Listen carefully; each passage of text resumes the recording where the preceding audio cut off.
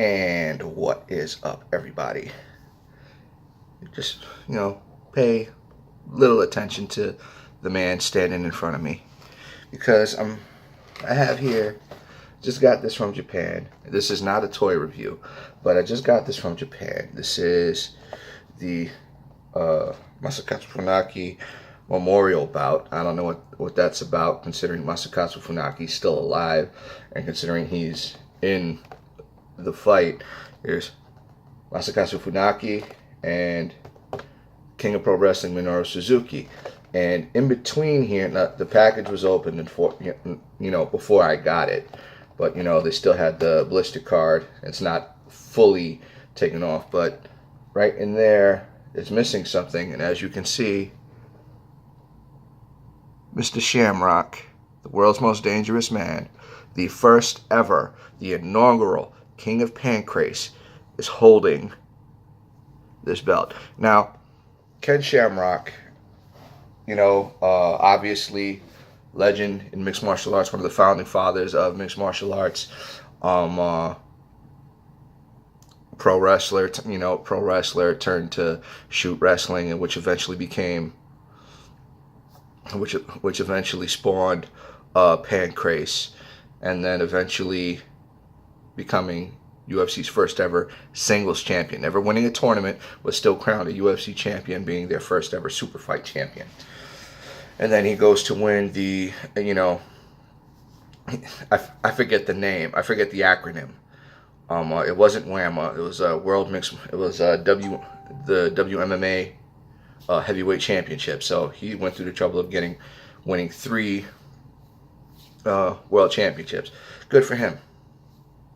Not talking about him today, but we are going to start with this belt right here, because in Pancrase they were not called champions, they were called kings.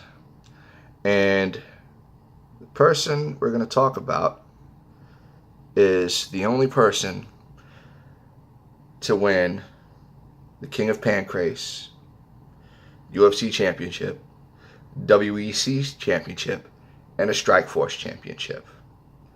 His last name also happens to be Shamrock. I'm talking about Frank Juarez Shamrock. One of the, considering his stats, especially early on in his career, not necessarily the best. Granted, he managed to his first fight, he managed to get a sneak a win past Boss Rutan. He barely managed to hold it against Boss Rutan. But then for him to beat Minoru Suzuki twice, managed to beat Masakatsu Funaki, a bunch of other tough guys, and actually the first championship that he ever won was the interim King of Pancrase, back when King of Pancrase was an open weight title. And at the time, I believe Boss Rutan was injured. Then they had a unification bout, and this was their 3rd fight, and Boss Rutan ultimately won.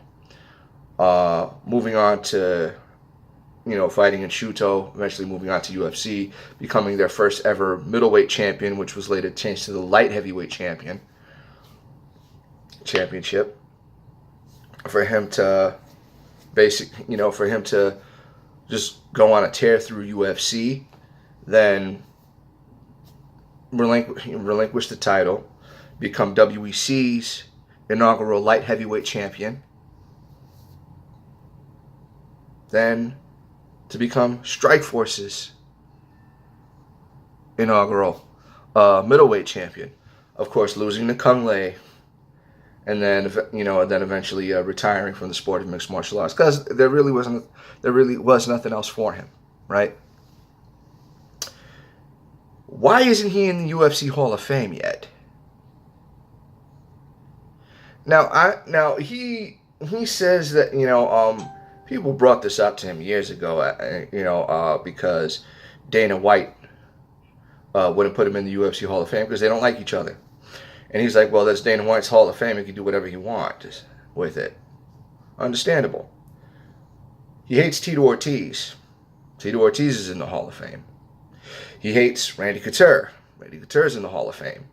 He hates Ken Shamrock. Ken Shamrock's in the Hall of Fame. Why is Frank not in the Hall of Fame? If not for Frank, there probably wouldn't be a Tito. Because what really set Tito apart, because yeah, Tito was going on a bit of a tear, but he lost to Guy Mezger the first time around. Guy Mezger managing to win, that particular middleweight tournament, making Guy Mezger a UFC champion on top of eventually winning the King of Pancrase off of Masakatsu Funaki.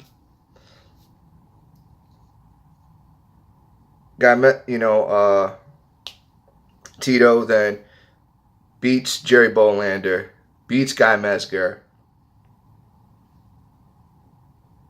loses to Frank Shamrock. And the way he lost, and that fight in general, made Tito Ortiz, because everybody knew who Frank Shamrock was. Tito really established himself as a top guy, really taking it to him, ultimately losing, but still taking it to him like you wouldn't believe. And then for Tito to start training with Frank after that, and Tito becoming the dominant champion that he eventually became. Then on top of that, with so many other young fighters coming under the tutelage of Frank Shamrock being good friends with Randy Couture, and in the only season of Fight Master, which was leaps and bounds better than The Ultimate Fighter, one of two things Bellator ever did properly. And, Frank Shamrock's team,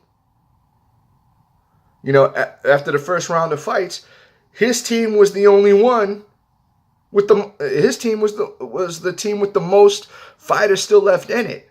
Granted, his fighters ultimately lost out, but after that first round of competition, he beat everybody else.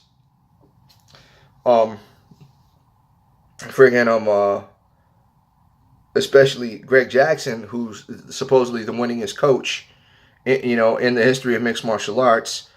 He was pissed off. He's like, I hate losing, and more importantly, I hate losing to Shamrock. Doesn't like Frank Shamrock for whatever reason. Ken trains. Still teaches. Has his own gym in Las Vegas, I believe, and Frank has his own gym. Still teaches. Where's the true recognition that he's deserving? I understand. Just recently he supposedly left his mom's dog abandoned. This, that, the other. There was certain circumstances that, granted, there are ways you could have gone about it, but you can't. You can't rush to judgment too quickly in certain things like that. Last weekend, I actually wound up having to save a pit bull that managed to get loose from the yard, and because it was an absolute sweetheart. The dog was an absolute sweetheart, but because he was by himself and because of the reputation that pit bulls have, and then him just walking around. This one woman, in a laundromat, the dog's not really bothering anybody. He might rub up on you and everything like that. Doesn't even have his mouth open, just an absolute sweetheart. And this woman's like, I'm going to get my gun and shoot it. For what? There's no reason for that. So whatever was going on for whatever was going on for Frank to leave his mother's dog, and it said in the back of a pickup truck with food and water, I guess in the hopes of somebody else, finding the dog. When it was like, dude, you could have just taken care of it yourself. Well, maybe he didn't want it, couldn't have it. Maybe his wife or his children are allergic to dogs, so he can't keep them. You don't want to put it in a shelter because the shelter, you can't find a shelter anymore with a no destroying policy. So it's, you don't necessarily know you don't know what the situation was. I would not have left the dog. I can't even say that because like I said, I don't know the whole story as to what happened. You don't know the whole story as to what happened. And that's the biggest problem with him now. I just but that could happen to anybody. At least he left it in an area where somebody else could have possibly taken care of it, as opposed to back in the old days, putting it in a potato sack and dumping it in the river. Yeah, that's pretty messed up.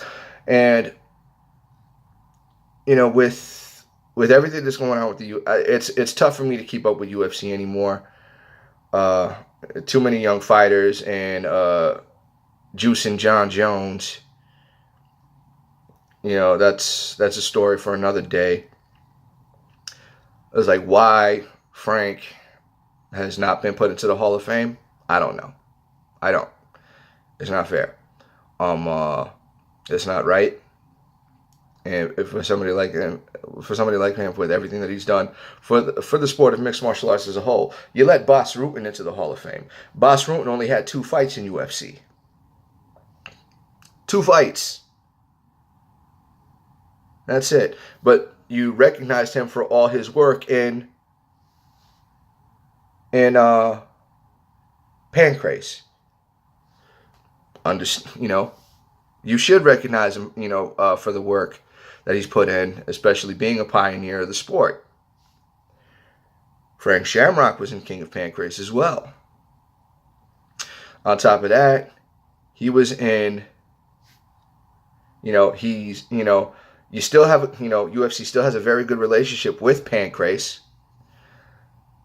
But then UFC absorbed WEC and Strikeforce. The other 2 world championships that he won. Nobody's done that. Like, yeah, there's guys that win a bunch of championships for a bunch of different organizations, well over 4, but either they're not world organizations, they were not world organizations at the time, or they definitely were not one of the major players. WEC was a major player. Strikeforce was a major player. Pancrase was the first professional. Like, Shuto was the first ever organized mixed martial arts organization, but being a professional fighting organization, Pancrase. That's why when MMA On Point, I don't know why they call themselves MMA On Point, considering how many times I've had to correct them, but they got they've been a lot more accurate nowadays. I don't know who they grabbed before. He clearly didn't know what the hell he was talking about. They try to say, oh yeah, the lineage of the first ever singles mixed martial arts championship, but they did it with the UFC heavyweight title. And no, that's not what happened. That's not how it went down at all. It started with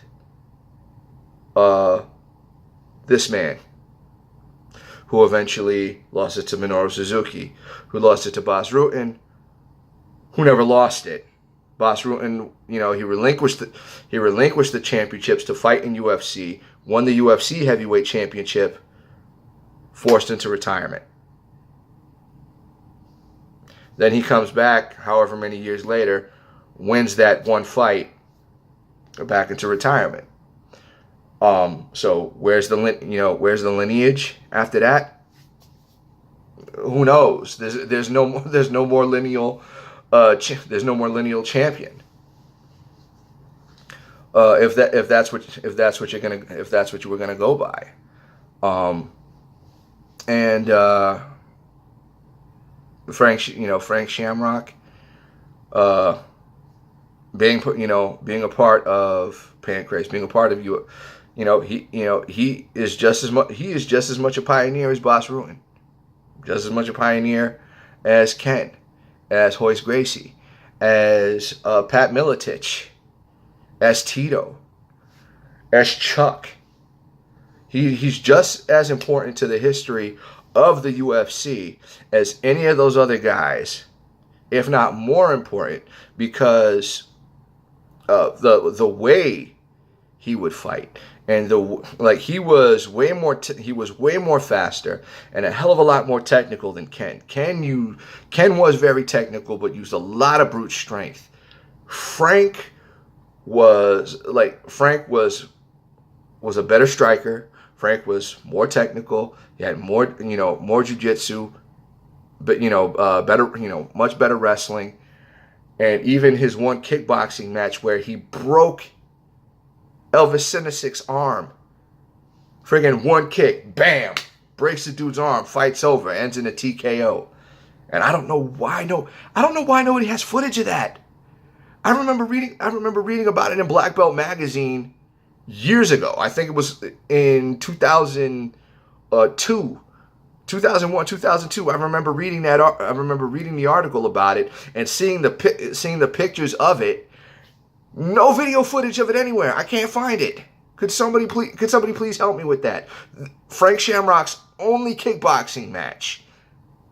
If somebody knows where I can find it, please send a link, leave a link in the comment.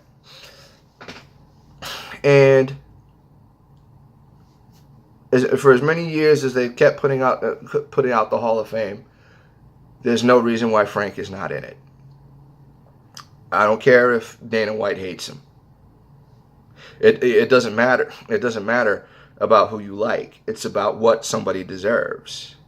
And he's done so much for the sport. He's continuing to do a lot for the sport. And I hope one day he does train up a new world champion. What I would have liked to have seen was him and Vitor Belfort fight, but that's for another day. In the meantime, I'm done talking. You guys have a good night.